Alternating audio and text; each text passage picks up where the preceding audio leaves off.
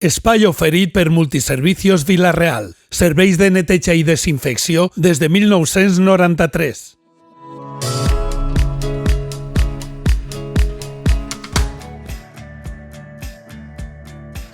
Campió mundial de carrera Scratch, 4 voltes campió d'Europa, diploma olímpic i rècord d'Espanya en la prova de persecució per equips.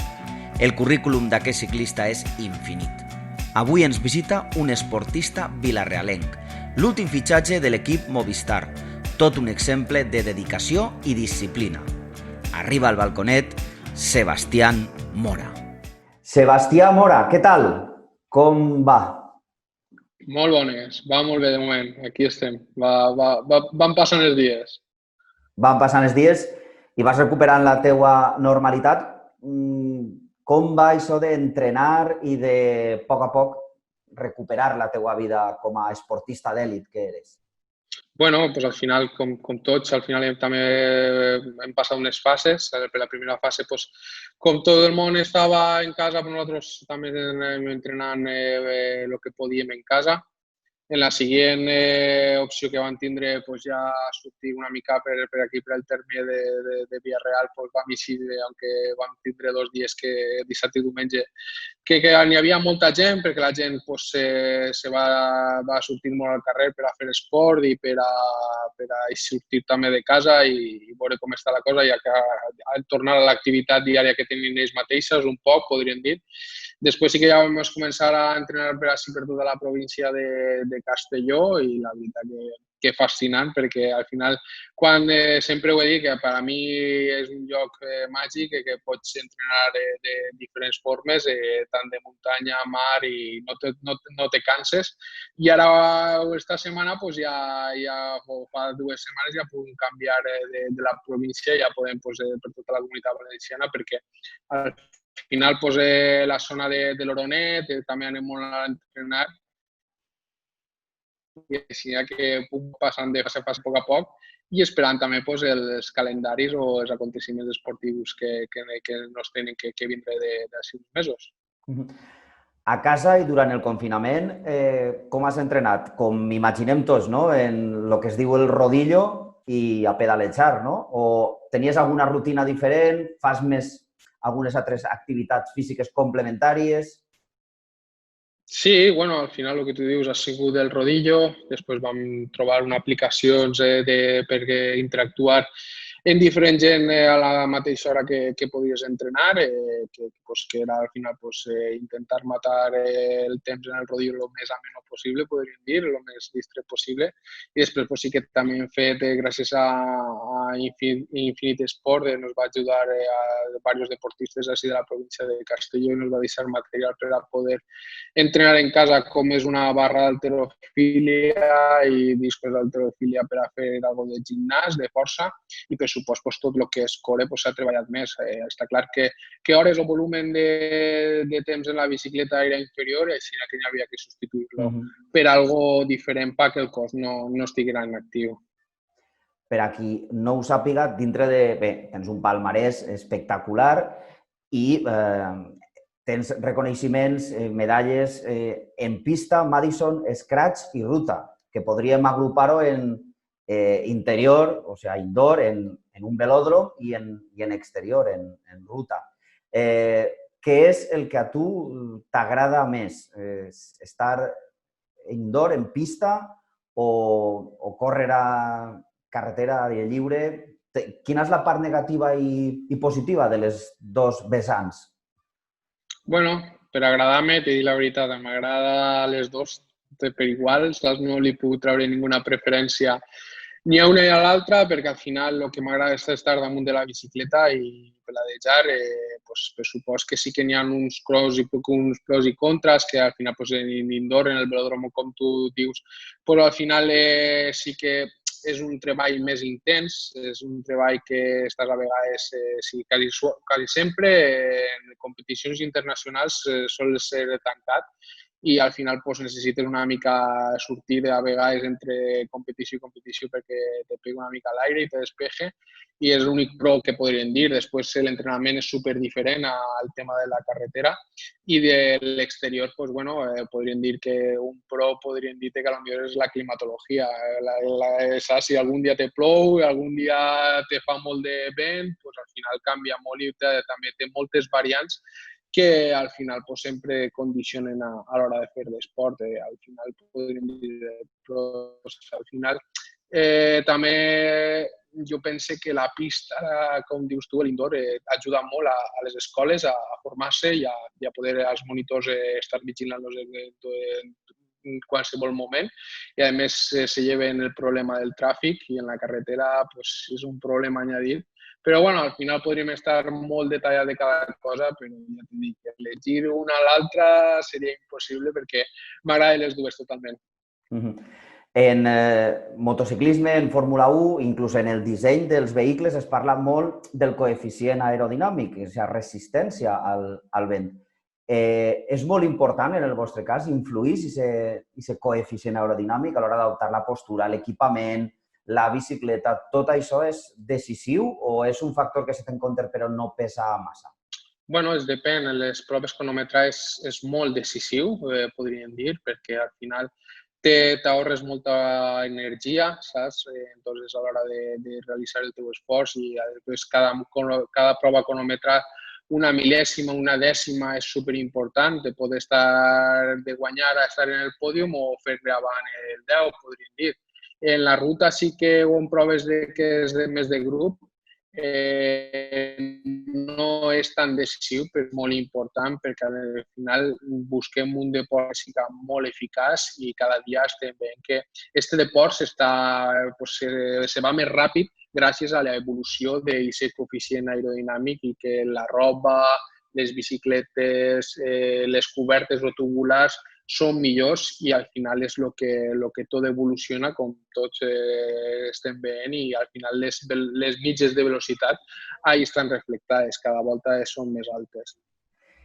Recordes la primera volta que vas pujar a una bicicleta, quan vas aprendre a anar en bicicleta? I si recordes també la primera volta que et vas caure, són aquests records que tenim de la infància. En el teu cas són diferents o els tens presents? Bueno, la veritat que d'una bicicleta des de ben menut, encara aquí sempre han hagut bicicletes, saps el que vull dir? Sempre als massets que nosaltres diem, pues, sempre han anat o al terme o podríem dir a l'ermita, sempre han anat en bicicleta. Des de ben menut ja vaig en bicicleta, però sí que recorde, pues, per exemple, la primera volta que vaig anar sense rodes, sense les típiques rodetes, saps el que vull dir? Al final va ser així en el carrer, en una bicicleta de mon pare, que ell la gastava per anar a treballar. Jo en la meva bicicleta no m'atrevia a llevar-me les rodetes, però en la de mon pare sí que ja anava sense rodes i al final un dia ja mon pare me les va llevar i ja vaig tindre que anar sense les meves rodetes en la bicicleta de mountain bike, però en la seva de carreres ell m'ajudava, jo me pujava i me sentava en el quadro, que podríem dir, de la bicicleta, i ahí pues, la veritat que ja vaig fer les meves primers pedalejades sense les típiques rodetes. Caigudes, home, segur que no tinc gaire especial, però sí que sempre un susto i sí que em recordo, per exemple, anar a algun macet i pues, algun gos que te surt i tens alguna caigudeta, però bueno, així en especial no n'en tinc ninguna. Com és fitxar per a un equip tan important com és l'equip, el Movistar Team, i fer-ho, a més, en el 2020, un any que ha sigut molt atípic, no? Com ha sigut arribar a aquest equip i com han sigut les relacions que has tingut amb la gent d'aquest equip en aquestes circumstàncies tan extraordinàries, no? Bueno, jo penso que al final el fitxar per aquest equip és fruit del treball diari, de la constància i d'intentar fer les coses el millor possible un mateix. Al final podrem veure que un xiquet que s'ha criat aquí en Villarreal, que vas començar a les escoles de club ciclista a Villarreal poc a poc han evolucionat i en aquestes ganes i constàncies pues, al final vas evolucionant deportivament i personalment i al final pues, arribes a el que podem dir tan gran equip com el Movistar Team i el que suposa pues, és un valor extra també de motivació, de ganes de continuar millorant, de seguir treballant i en l'objectiu també superprincipal que són els Jocs Olímpics. És cert que s'han retrasat un any, però gràcies a l'equip pues, teníem un valor més, podríem dir, per a ganar en moltes garanties d'opcions de medalla. És cert que ara pues, ha canviat molt la situació, però bueno, estem desitjant ja que es comencen ja les curses i poder disfrutar de l'ambient familiar gran que tenim aquí en aquest equip, perquè és el que més m'ha sorprès a mi. Al final, és cert que som tots competidors, però dins d'aquest equip jo veig que és una gran família i que ens ajudem entre tots i a l'hora d'estar competint en nosaltres, jo penso que això te dona aquest plus que no tenen els altres equips i que podem pues, arribar als objectius que nos marquem. En la teua web tens una frase que m'ha cridat l'atenció que diu que mai és més fàcil, sols és que ho fas millor, no? Com dient que per més que practiques no és més fàcil, simplement domines o fas millor això. Què suposa aquesta frase per a tu? És una constant? Arriba en algun moment en què et frustres, tens alguna frustració per alguna cosa que no pots fer millor i saps que se pot fer millor o sempre ho aconseguissis?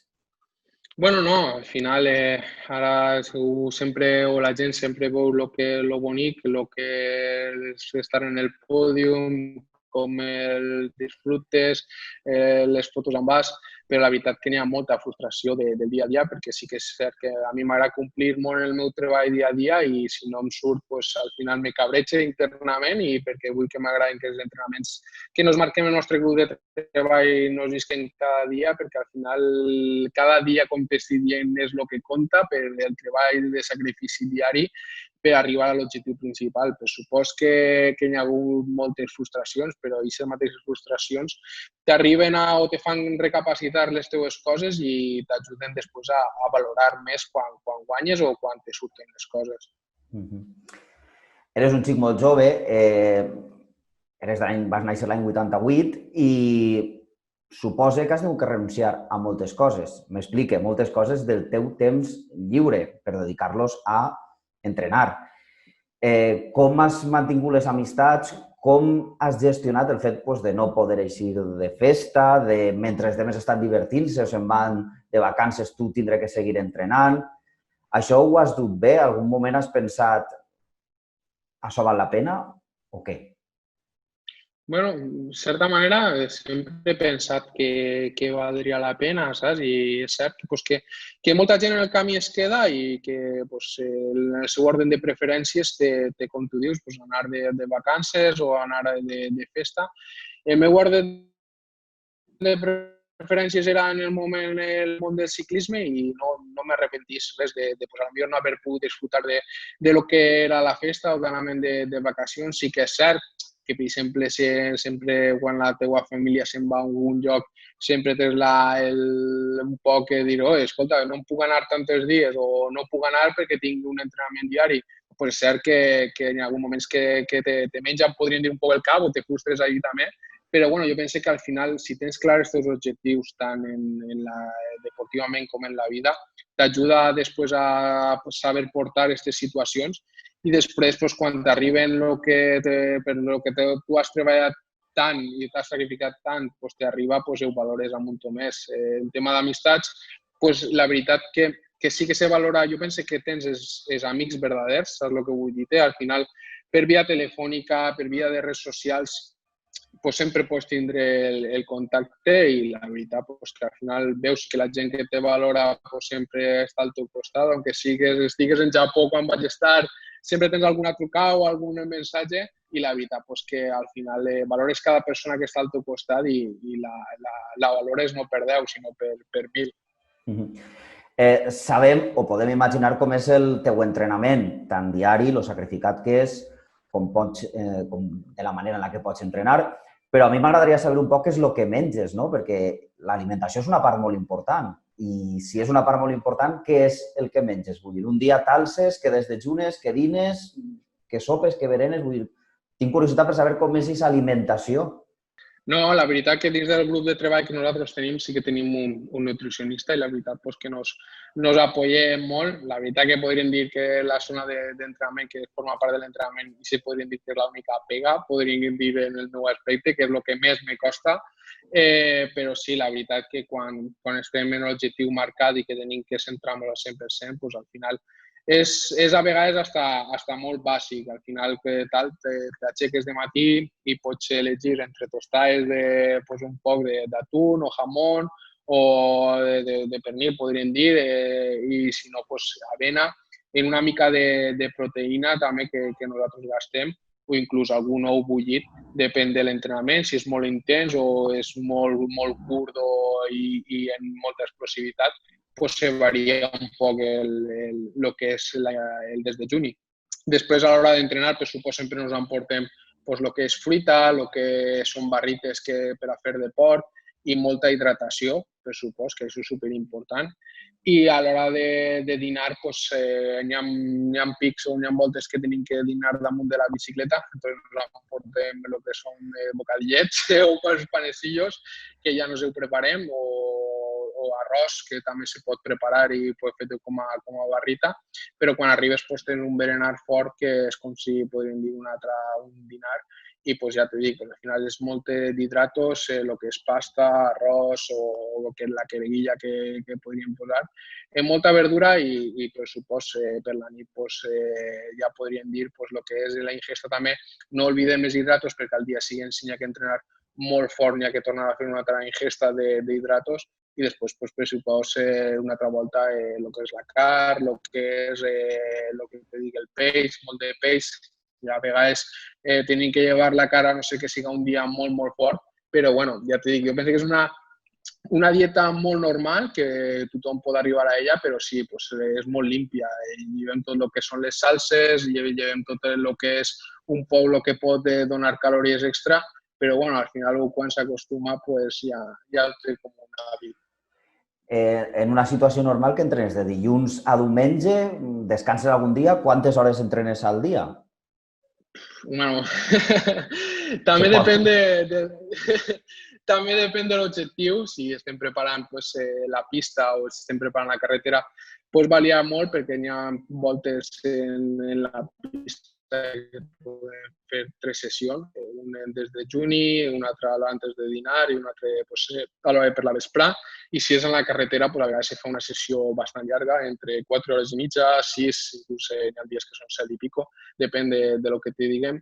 I després, pues, per supost, també no oblidem el gimnàs, n'hi ha dies, i després, pues, tot el treball que és de core, de compensació, perquè al final és un deport tan cíclic que descompenses un poc altres aspectes del teu cos, però per supost, si ho valoràvem, que m'han fet moltes pics o moltes voltes esta pregunta, i antes, fa un any i pico, te diria que era 3 hores i mitja, però és que ara ja són 4 hores i mitja, 5 i 100 al dia, comptant entre bicicleta i el que és un poc de gimnàs o core. Al final, si comptàrem tot, que és massatge, després te podríem dir que és quasi com una jornada laboral de 7 hores a 8 hores, però ja t'he dit que n'hi ha moltes coses i també depèn de lo que estem preparant. Val, Sebastià, jo voldria preguntar-te quan tens temps lliure, si en tens, a què el dediques, què és el que t'agrada fer? Estàs més passiu veient una pel·li o t'agrada igualment fer esport, activitat física? A què dediques el teu temps lliure? Sí, també depèn un poc del teu dia i de l'estat d'ànim. Per supos que hi ha dies que quan arribes a casa pues, que estàs rebentat i que vols estar sentat en el sofà o tirat en terra i veure alguna pel·lícula o alguna sèrie, per supos. I hi ha dies que per supos, pues, que t'agrada estar amb gent que coneixes, anar a pegar una volta per el terme, anar a l'ermita pues, a prendre alguna cosa, on siga, o al centre del poble, perquè per supos també hi ha que quan estàs per casa pues, mantindre les relacions. Però és veritat que a mi, quan estic en casa, jo m'agrada conjuntament molt la gent perquè estar per aquí, per el poble, me recarga molt les piles.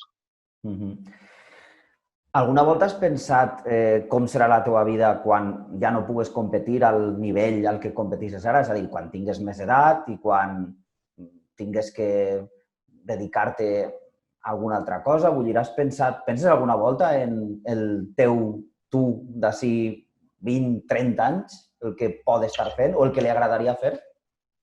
Sí, sí, per supost que li pegues, algun dia li dones alguna volta de què seràs tu després de la teva vida deportiva, per supost també tampoc li pots donar 1000 voltes perquè el que me dona compte és que el que te penses avui d'ací un mes te pot canviar perfectament, però bueno, al final sí que és veritat que m'agradaria estar molt vinculat al tema de l'esport o el tema dels més menuts, perquè tot el que vas aprenent i tot el que la teua experiència personal després traslladar-lo als més menuts o als més majors o a alguna persona que li servisca per a motivació, perquè hi ha voltes que m'escriu gent i només que tu li digues un hola o venga, que tu puedes, la veritat que li servís per a molt, pues intentar ajudar a aquesta gent o transmitir lo que estic aprenent pues seria una cosa molt bona. És les coses que, per pressupost, mai tanques una porta a lo que posa i a lo que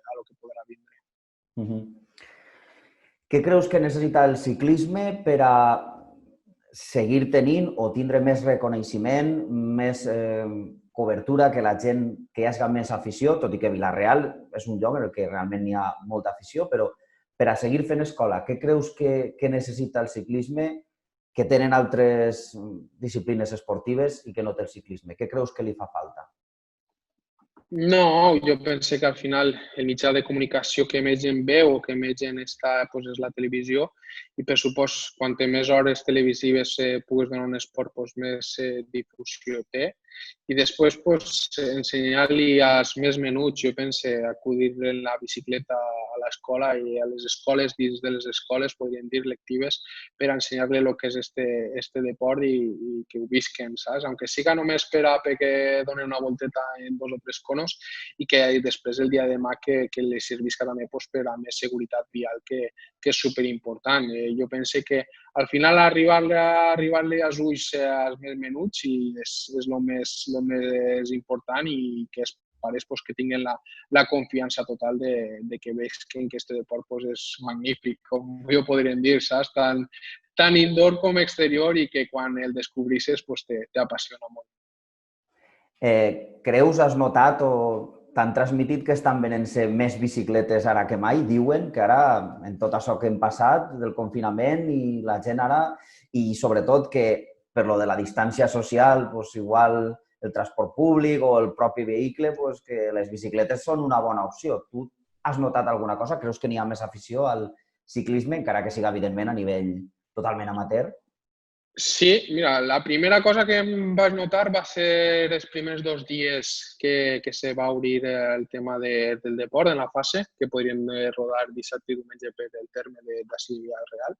La veritat que me vaig quedar molt sorprès de tanta gent que n'hi havia rodant en bicicleta. Al final, el terme se quedava menut, el que me vaig donar compte. I sí que és cert que ara, aquests dies que m'he arribat més a les tendes, o per reparació, per el que tinga normal dia a dia en la meva activitat deportiva, i veus que la gent, o l'aforo de bicicletes, la gent ha tret les seves bicicletes que tenien amagades, que tenien de la comunió, les estan reparant, i hi ha molta gent que està comprant i que veuen que el tema de la bicicleta com a mitjà social de transport o com a activitat física deportiva, la veritat que és un ús molt bonic i sé ja de gent que vas començar en la fase 1 a sortir una mica de la bici de mountain bike i ara ja tenen una bicicleta un poc de carretera o una mountain bike millor per anar a descobrir més llocs perquè els ha picat un poc el gusanillo, podríem dir, i s'han aficionat, han vist la passió un poc del ciclisme. Me comentaves ara això, que la gent s'ha comprat una bicicleta, que a poc va aficionant-se.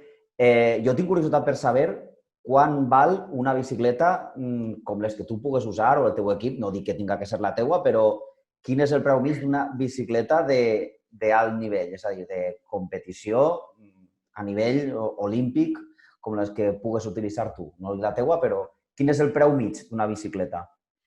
Jo pense que un preu mig de competició alta estarà entre uns 5.000, 6.000 euros, podríem dir, saps el que vull dir? Però bueno, al final t'estic dient de competició alta, una bici de competició mitja que tots podem anar a les tendes i pues, per iniciar-se, pues, podem trobar des de 8.000 a 1.600, si vols gastar 2.000 podríem dir, però entre 800 i 1.600 seria això, però ja t'he dit que al final és iniciar-se en dos rodetes i uns pedals i a poc anar a més. L'important és fer activitat física i dona igual el preu. Al final tens que mobilitzar-te i donar-li ganes, però sí, la veritat que és d'alta competició són bastant cares, però no més cares que potser el que té l'afició d'una moto o el que té l'afició d'un cotxe o l'afició de pescar. Quasi tot és car i al final tot se compensa. Sempre es diu això, que totes les aficions tenen la seva part que requereix invertir diners i al final no és a lo millor comprar-se una canya o una bici, és tot el que envolta això, l'equipament, les coses. Tu de mecànica com vas? La bicicleta teua tu saps ajustar-te-la o tens algú que te l'ajusta? Saps mecànica en quant a la bicicleta? Sí. No, la veritat que a mi soc un poc manites i m'agrada trastocar un poc la bicicleta, m'agrada limpiar-la. Sí que és cert que ara mateix en la nova incorporació dels frens de disco en la bicicleta de carretera encara no el tinc dominar del tot i per supost vaig a les tendes que tenim aquí en Via Real, tant Faustino com a Relevo, i per supost alguna cosa o alguna pregunta o que coses encara que no desconec pues, acudisc a ells, però en certa cosa en ma casa m'agrada pues, el que és limpiar-me-la i tindre-la jo a poc trastocant a veure com funciona cada part de la bicicleta. I te permetisses personalitzar algo, no dic que facis tuning, però si hi ha algun detall que li facis a la teva bicicleta per fer-la més teua, perquè suposa que l'equipament i moltes coses que dureu en l'equip seran iguals, no? Però si n'hi ha un marge per a que tu puguis personalitzar i si has ficat alguna cosa que la fas més teua. Bueno, al final sí que és cert que l'equip té posat el teu nom en cada bicicleta perquè sapiguem de cada un és cada un. I sí que és cert que n'hi ha detalls que a l'hora que podem dir del pes, a l'hora d'entrenar una bicicleta és més pesa que la de córrer i per supost que se nota perquè després quan agafes la de córrer que és més lleugera, aquesta diferència de pes t'ajuda a anar més ràpid, però sí que és cert que les bicicletes que tinc jo de pista sí que estan modificades, que dius tu, de tuning total, perquè l'alta competició ho requereix i inclús la cadena és diferent, els pedals són diferents, les rodes són diferents. Al final tu la ves que és des de fora i no et sembla que és la mateixa que podries comprar tu, però al final està modificat per intentar anar el més ràpid possible. Val, i per acabar, quin és el pròxim esdeveniment que tens a la vista? Quan et podrem tornar a veure o saber de tu, de competicions que tingues, ja que veigues que tornaràs i que sentiràs aquests nervis de tornar a estar ahí competint? Bueno, ara de moment encara és molt precipitat, però sí que és cert que tenim ara un precalendari, podríem dir. Sí que és cert que estem barallant l'equip de fer una concentració a l'altura per iniciar el millor possible el que resta, aquests 3 mesos que tenim forts. Sí que és cert que ara que es començarem en Getxo, que són a final del mes que ve, pense, després de Burgos, o a principis de l'altre. Entonces, a veure com estarà. Es començarà en Getxo i després clàssiques o depèn també de la forma física que arribem o tindrem dues opcions, o estar en les clàssiques o si portem alguna línia bona, si portem la línia bona que tenim que portar, podríem estar en alguna volta o alguna volta més menudeta. Al final el temps i la carretera i l'esport posa cada un en el seu lloc. Molt bé, doncs Sebastià Mora, moltes gràcies per estar així al balconet i gràcies per acostar-nos un poc més a com és el dia a dia d'un ciclista d'èlit i a més de Vila-real. Moltes gràcies i que vagi molt bé el que queda de setmana i l'estiu, que segur que t'espera molta feina. Gràcies per estar amb nosaltres. Moltes gràcies a vosaltres i espero que us hagi agradat un poc els intríncules que és del tema de la bicicleta. Sí. Adeu.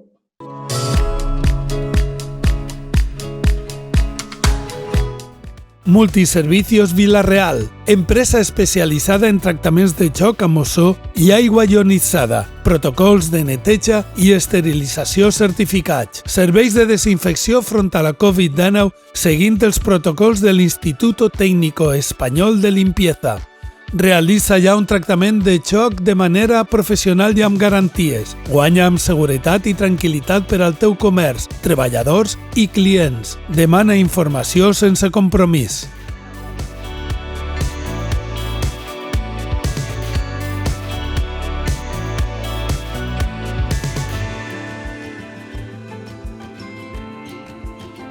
Vilarealenca i graduada en Comunicació Audiovisual i entusiasma la ràdio i el periodisme i, sobretot, l'esport. Mònica Benavent és una afortunada, ja que pot combinar les seues dos grans passions. És una professional d'idees clares, una professional que ara s'acosta al nostre balconet. Donem la benvinguda a Mònica Benavent. Mònica Benavent, com va tot? Què tal, Xavi? Primer que tot, gràcies per haver-me convidat a este raconet de balconet, mai millor dit. La veritat és que va millor que fa 3 mesos o millor que fa 2 mesos, un poc millor, i això almenys ja és una bona notícia. Estem bé de salut, o sigui que jo considero que després del que hem passat és la part més important. Així que molt bé, Xavi, encantada de veure't a tu i de veure-vos. Mònica, com ha sigut el confinament periodístic? Has fet molt de teletreball, entenc, o has tingut que eixir també a parlar de la notícia? Com ho has dut?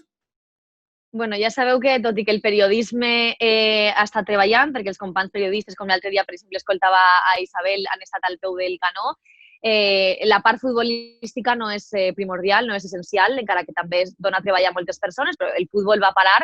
Jo vaig fer el meu últim partit de futbol el 10 de març, va ser el que després han anomenat com a bomba biològica, va ser a València, però va ser el partit que ja es va disputar a porta tancada, Mestalla, del València-Atalanta, de Lliga de Campions. Ja no vam entrar els companys, ja no vam entrar els periodistes, només hi havia 2 o 3 persones, però vam haver de viure el partit certament amb normalitat, sense distància, des de fora, però als bars, amb els aficionats que estaven vivint, com si res passara, perquè jo crec que ja érem conscients d'algo, però no tots, perquè no van prohibir, per exemple, que s'hi poguessin anar als bars a veure el futbol. En aquell dia se podia, 4 dies després ja no. Però això va ser el meu últim partit. A partir d'ahir, a casa, sense gravar res, es van tancar entrenaments. Divendres van començar els equips a tancar entrenaments. Es va suspendre també la competició oficial, la Lliga de Futbol, i es vam quedar a casa perquè no tenia sentit, no podíem contar res dels periodistes d'esports, no era el que volien saber els ciutadans. Per tant, des de casa, en els programes pocs que fèiem de gol, un dels programes es feia des de casa amb el presentador a casa i també amb els periodistes. O sigui que, com ara estem veient-nos tu i jo, era com habitualment fem els programes. Poca cosa d'esports, però parlàvem molt del Covid i jo en concret vaig parlar molt d'aquell Atalanta-València i del València-Atalanta, no? que va desencadenar un poc a València els meus primers directes de futbol i Covid per aquell partit. Canviant l'ordre un poc de les coses, de les preguntes, alternant una altra pregunta. Curiositat. Mònica, com la teva trajectòria te du a treballar en Gol Televisió? Vull dir, com funciona el món intern de lo que és el periodisme esportiu? Com acabes en esta cadena?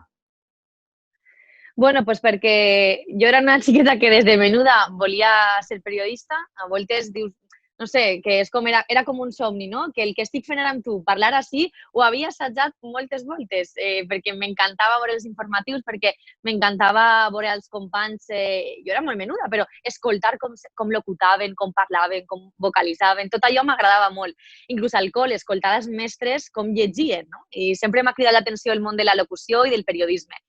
I un dia em va sortir una oportunitat l'any 2010 en Ràdio Vila-real, la que jo diré sempre ha sigut la meva casa, perquè si no haguera estat allí i haguera après d'ells, no estaria on estic. Li dec pràcticament 9 anys de la meva vida, des dels 17, no els havia complit encara els 18 perquè era l'any que entrava a la universitat, el company i amic Javi Mata em va dir que volia una veu per als esports. No n'hi havia moltes dones en aquell moment fent futbol, però perquè també hi havia algú que li agradara el futbol, no? I en aquest cas era una veu distinta a les que hi havia.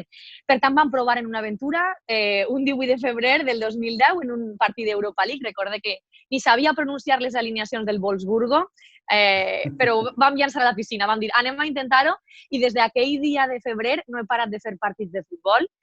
Vaig estar a la ràdio pràcticament fins a fa 2 anys, quan me va aparèixer l'oportunitat en l'inici d'A Punt Mèdia. Vaig poder estar uns mesos en A Punt Directe, en el programa que va donar inici a la televisió valenciana. Jo crec que això va ser una oportunitat per a molts joves periodistes que no havien parat de fer coses, i jo estava molt, molt a gust fent partits, perquè vaig fer els partits de futbol sempre, i em va néixer aquesta oportunitat. No era esports, era un magazín de directes, i el 10 de juny vaig estar a Borriana aquell dia inaugurant el que era la nova televisió valenciana, i amb molta gent jove rodejada d'aquell programa. I la vida és tan així que aquesta oportunitat em va durar una altra. Jo m'encantava molt els esports, m'encanta en general el periodisme, però és veritat que jo havia fet sempre futbol, Xavi, que pareixia que tenia aquest gusanillo i que la gent que ens agrada fer alguna cosa després ho trobem molt a faltar. Per tant, des de Mediapro va haver una baixa en la Comunitat Valenciana de la delegació d'ací per a seguir els equips de la comunitat, Villarreal, València, Llevant en primera, fer partits en aquell moment per a Bein Sports, també per a Gol, i me va saber greu, però vaig haver de dir no al que estava fent en A Punt. Igual va ser molt precipitat, però els trens passen una volta i a voltes n'hi ha que agafar-los. I a mi m'havia tornat a fer esports i era un mitjà nacional. Trobo a faltar moltes coses d'abans, però també estic feliç en el que faig perquè és el que m'agradava i el que he fet sempre, que és esports. Que ahir me van arribar les coses, però perquè estàs en un lloc, jo crec que perquè estàs quan has d'estar, simplement. Una baixa d'una persona, jo ja estava fent televisió però havia fet molts esports i sobretot fer molts contactes, Xavi, no desaparèixer, estar sempre, que ens coneguem, que tots sàpiguen que tu estàs ahí i que si alguna volta i ser companys. Jo crec que en aquesta professió a voltes parlem d'egos però no funciona així, jo crec que funciona de ser companys i de tindre empatia. Mònica, com et prepares les teves intervencions? T'agrada assajar molt allò que vas a dir, contrastar-ho, preparar-ho, inclús fer pràctiques davant de l'espí, com qui diu, de tot això que vas a dir, o últimament ja et deixes un marge a la improvisació perquè ja et veus molt preparada i, a més, potser la capacitat o el temps de resposta que tens per a preparar alguna cosa és inferior i tens que deixar un marge de la improvisació? Tenim un avantatge, jo crec que els que fem periodisme d'un tema sempre, en el cas meu d'esports, és molt més fàcil. A mi valoro molt els periodistes que estan a peu de carrer fent informació generalista, contant política, parlant de coses que probablement han de contar, que és el que feien el magazín, no? Un accident, notícia d'actualitat, entreteniment. Ahir t'has de preparar molt millor les coses perquè cada dia és un tema nou. Al final jo, Xavi, tot i que estic en 3 equips diferents, pràcticament tots els dies parle de la mateixa informació i no sé si està bé que ho diga, no? Però el periodisme esportiu, sobretot el futbol, són molts tòpics i al final anem caient en els tòpics de dia a dia, convocatòries, és molt matemàtic. Hi ha un partit, hi ha una roda de premsa, convocatòria, alineacions, i si estàs tots els dies cobrint a aquests equips, tu ho acabes sabent de memòria. Per tant, això unit a que jo en la ràdio, fent retransmissions de futbol, vaig aprendre a improvisar, Xavi, perquè al final en un partit de futbol te pots preparar les alineacions, dades dels futbolistes que has de tindre molt preparades, sobretot del rival, però és improvisar, perquè tu no saps què va passar. I a mi les retransmissions esportives m'han fet a improvisar i a parlar tant en pressa com veus, perquè al final té un ritme que has d'acoplar-te a aquest ritme. O sigui que avui en dia he de ser sincera que molt poc. Sí que me preparo molt bé els partits de futbol, sobretot el rival, què ha passat la setmana anterior, si ve el Mallorca com l'altre dia, si ve el rival del València, això sí que els més preparem molt la consciència, procurem mirar les rodes de premsa dels rivals, què és el que han fet la setmana anterior, traure moltíssimes dades, si vas a fer un partit, has de tindre moltes xuletes, però al final és estar segura, tindre aquesta informació absorbida, i jo, per a bé o per a mal, a voltes crec que per a mal, però altres soc molt d'improvisar, de saber de tindre-ho en el cap, però no soc d'escriure'm en un paper el que vaig a dir, perquè memoritzar després se me pot escapar i ja te quedes en blanc. Per tant, soc molt d'improvisar, tu ja saps. Mònica, som tots ara molt sabuts en coronavirus, sabem tots de política i també tot el món sap molt de futbol. Tu això com ho portes? Que tot el món opine i sàpiga tant de futbol. Creus que és una cosa fàcil? Bueno, és divertit. És divertit. Jo considero que tampoc tant de futbol, no? Ni sóc entrenadora, ni sóc jugadora, a mi me donen un valor i faria una malesa. Però, bueno, al final, sí, tots sabem, és algo del que tots ens agrada parlar al bar, en el periòdic, en la mà, però jo crec que això és l'essència del futbol. A mi m'encanta trobar-me algú i que me parli de futbol.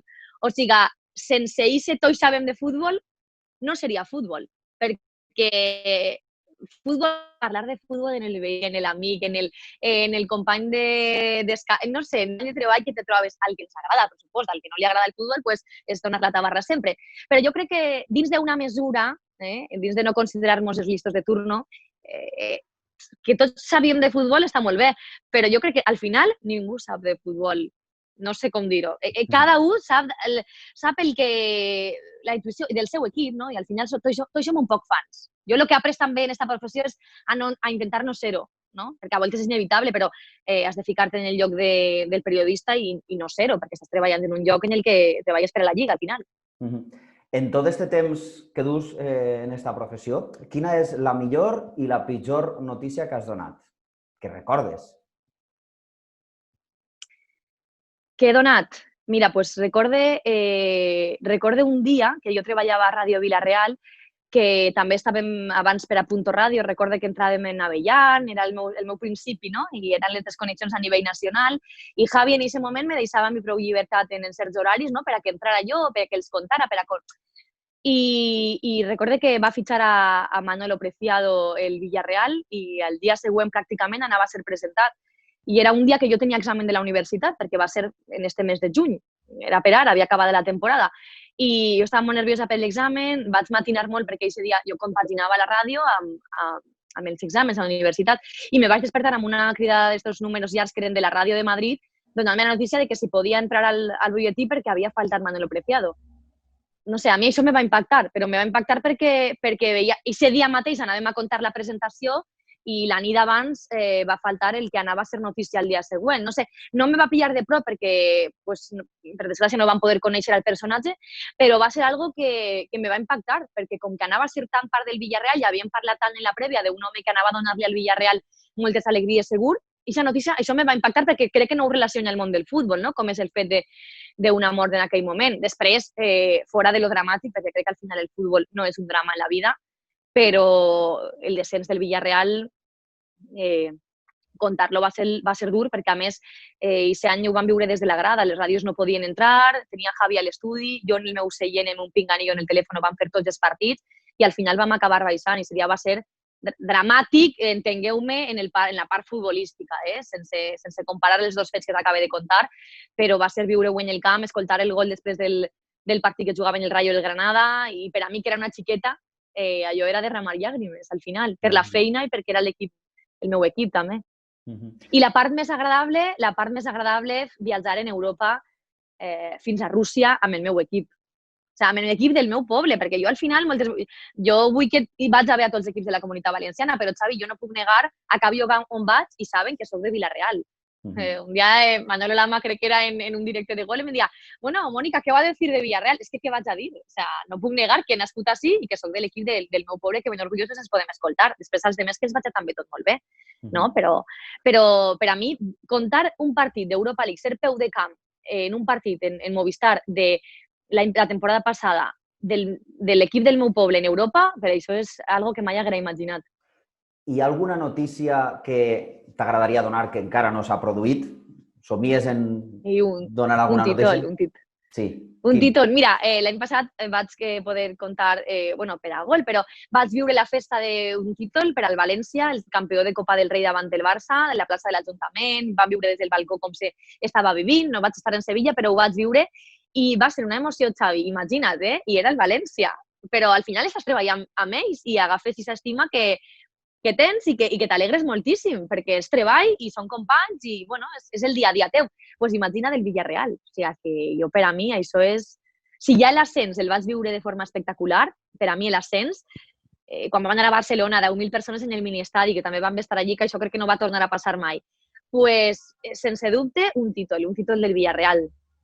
Ja m'encantaria, vamos. Parles principalment sobre futbol, però creus que hi hauria altres disciplines esportives de les que hi hauria que parlar? De què t'agradaria parlar també a banda de futbol? De quin altre esport?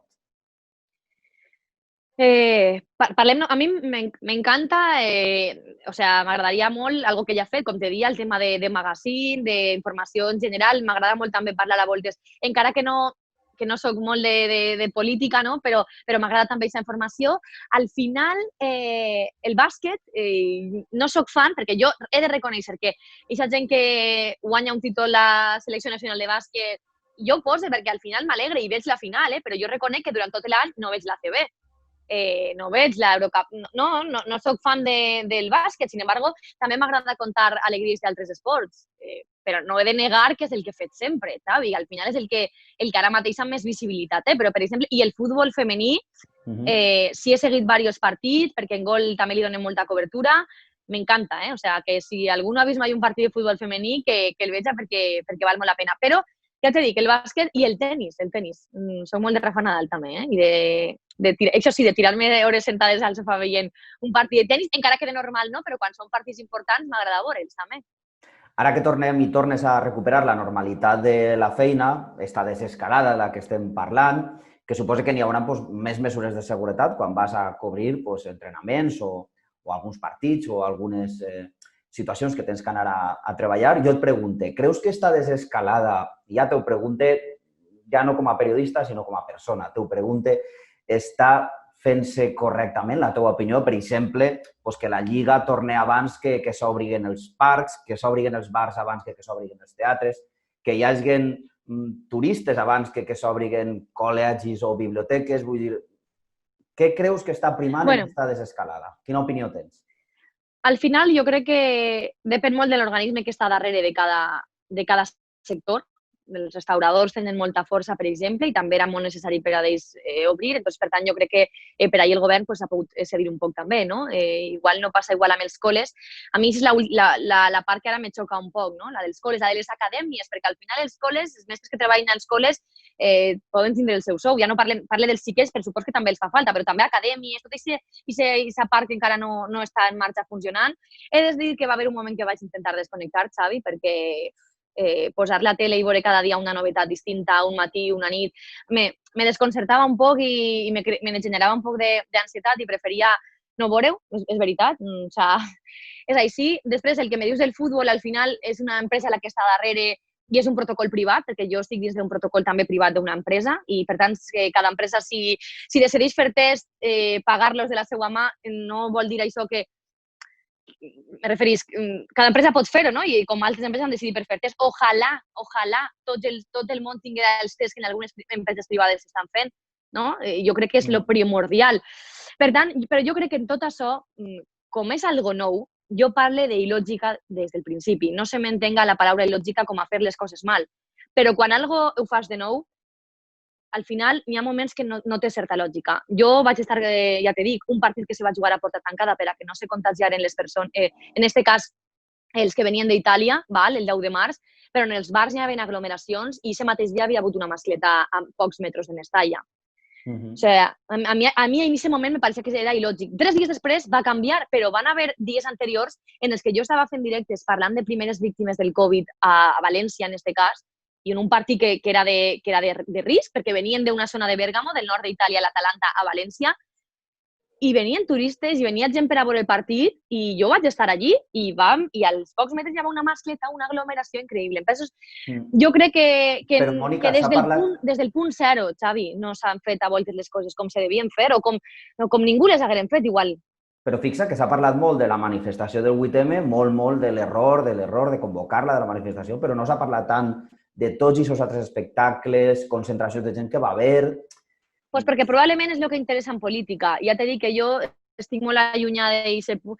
No sé, però perquè com no estic al dia, intento no estar-ho, de veritat, jo parlo de lo que sé. Jo vaig viure a València, mascletades, un partit de futbol el mateix dia a porta tancada, que després el dia següent va canviar, però aquest dia va ser així. I jo, en molts bars, plens de gent. En 2.000 persones rebent a l'equip, quan ara no passa, perquè jo ara estic a partits a porta tancada i la responsabilitat de la gent ha canviat moltíssim, també perquè des de dalt s'han donat aquestes ordres. En aquell moment no estaven aquestes ordres. Jo ara vaig a un partit L'altre dia en Mestalla hi havia com a molt 50 persones en mascaretes separats al carrer i quan se va entrar l'equip van anar cada un a sa casa. En la ceràmica no hi havia ningú al voltant, no hi havia aglomeracions. Això ha canviat. Com és un partit a porta tancada? Un partit important, perquè, clar, podem imaginar-lo que és un partit a porta tancada, però un partit tan rellevant en un lloc tan gran, com és? Sí. Per als que hem vist molts entrenaments, és com un entrenament, realment. És com si estàs veient un entrenament, perquè escoltes tot el que diuen, perquè fa més eco encara, perquè el camp és molt més gran, però no, és raro perquè te fa desconnectar molt fàcil al final. Si no estàs ficat en la retransmissió, no estàs en el pinganillo escoltant, és molt fàcil desconnectar perquè la gent te fa que estigues en el partit. El públic ajuda a que el partit tinga vida, no? I és una pena que ara mateix no pugui haver gent en un camp de futbol, però crec que en aquesta part tot el món ho entenem, no? Tot el món entenem que a poc se puga fer d'una forma gradual, igual que s'està fent en altres llocs. Però és molt estrany, és molt estrany. Per a mi no és...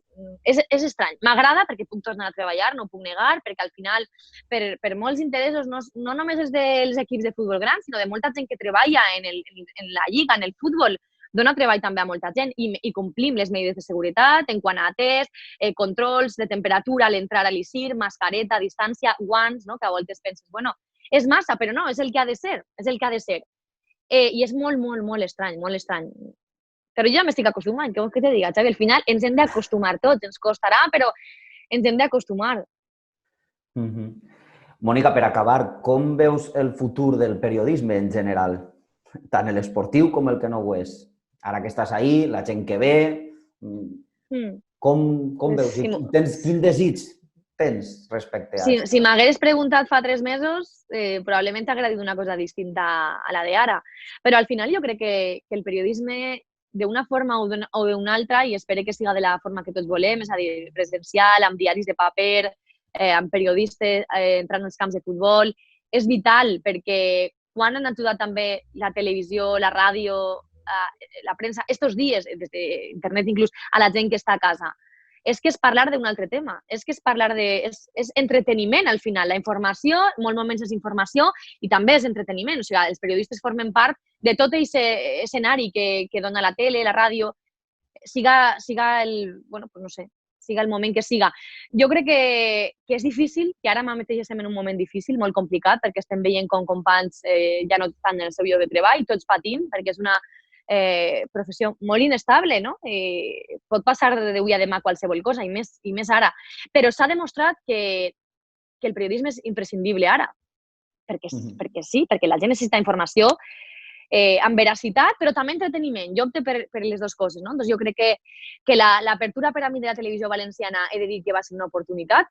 Per a mi, el mitjà local és imprescindible per a fer créixer els periodistes, i per a periodistes de molt de temps que puguen tindre sempre que tenen els seus oients fidels, més que inclús altres nacionals. Jo crec que tot és imprescindible. El periodisme local, jo sense el periodisme local no estaria on estic, i sense després, per exemple, l'apertura d'una televisió com l'autonòmica, no hauria pogut donar aquest passet més. Va haver un moment que no podia la meva generació. Quan jo vaig eixir a la universitat, va tancar pràcticament Canal 9. I jo sí vaig notar. Egoístament he dit que jo sí, però també t'he dit que el periodista ha d'estar, no ha de desaparèixer, no ha de cansar-se, Xavi. No ha de perdre presència, lluitar, buscar i no voler ser, no sé, un ídol. No? Has de ser un periodista, que granet a granet vaig fent les coses. I, Mònica, tinc curiositat. Com consumisses tu la informació? Ja no com a periodista, sinó com a ciutadana. T'agrada escoltar la ràdio, escoltar la tele. Hi ha un moment en què dius, bé, per avui ja m'he informat prou, perquè si no estic sobreinformada i me genera ansietat, que és el que m'has comentat abans. Què fas? T'agrada escoltar la ràdio, llegis la premsa, fas un poc de tot? De nit soc molt de ràdio. Esportiva, però de nit soc molt de ràdio. I al matí a primera hora, quan agafo el cotxe i vaig a València, també. Jo soc molt de ràdio, val? A migdia, doncs sí, els informatius a voltes, però com ja t'has donat tanta informació probablement per la ràdio, i després jo utilitzo molt Twitter, amb coneixement, com sempre dic, però seguint a periodistes, no? Seguint comptes ja no verificats, però comptes de gent que té darrere un perfil professional i que treballa en un mitjà professional, perquè al final tot això va lligat. És molt fàcil donar-li a la tecla i donar informació, però has de saber triar a qui estàs, en este cas, seguint. O sigui, que jo soc molt d'informació per Twitter. Probablement les notícies, quan abans m'enteres, és per aquesta xarxa social, de fa anys, I si la tinc és per això, per a informar-me, tant comptes dels diaris com periodistes que treballen a qualsevol mitjà i ràdio, més que quasi tele, Tele, algun debat, però poca cosa més. Però perquè tampoc estic tan a casa, per al final poder seguir tant la tele. I quan no estàs ni a casa ni al treball, què t'agrada fer? Estar amb les meves amigues, els meus amics, disfrutar dels amics, els ratets que ens deixa el futbol lliure de cap de setmana, aprofitar-los per a cridar als amics i xerrar cara a cara, Xavi, que estem tot el dia al WhatsApp i a mi a voltes m'agradava guardar-me coses per a contar a la cara, que s'està perdent aquesta gràcia de fer-te una canyeta i contar-te les coses, no? No totes les primícies per WhatsApp, sobretot això. I he de dir que me falta l'assignatura de l'esport, això he de posar-ho més en marxa, ho tinc ahí un poc abandonat. Però sí, per a mi el futbol també és un hobby, encara que no ho parega. Jo també soc molt de quan no estic treballant, si estic a casa, pues per desgràcia o per sort, seguís veient partits de futbol, però bueno. Pues Mònica, I enterar-me del que passa a Vila-real, que abans quan estava a la ràdio ho tenia molt al dia i ara tens que mirar més a vosaltres, a les xarxes i tot això, per a saber què està passant. Pues Mònica, fas bé de guardar-te coses per a dir cara a cara quan estigues en la gent del teu voltant, però també gràcies per haver estat així i contar-nos tantes coses, encara que no siga ni per WhatsApp ni en persona, però quasi presencialment així en el nostre balconet. Moltes gràcies per haver estat en este programa en el que hem parlat un poc d'esports i sobretot el que se sent al treballar en els esports, en el teu cas, i que vagi molt bé, tot el que resta de Lliga i tot el que puga vindre en la teva trajectòria professional. Gràcies, Mònica. Gràcies, Xavi, gràcies a tots i vull dir que tenim esportistes espectaculars a Vila-real, que tenim uns grans esportistes, que estic molt orgullosa de que allà on vas me pregunten no només per el meu equip, sinó per molts esportistes que tenim grandíssims. O sigui que tenim bones arrels. Gràcies, Mònica. Adeu.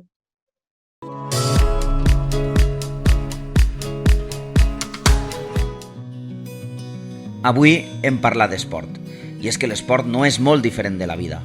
I no em referisc en allò de que a voltes es guanya i a voltes es perd, sinó més bé en què l'esforç és en si un bon resultat. I el resultat està clar que sempre és el producte de l'esforç. Ens veiem al proper balconet. Cuideu-vos.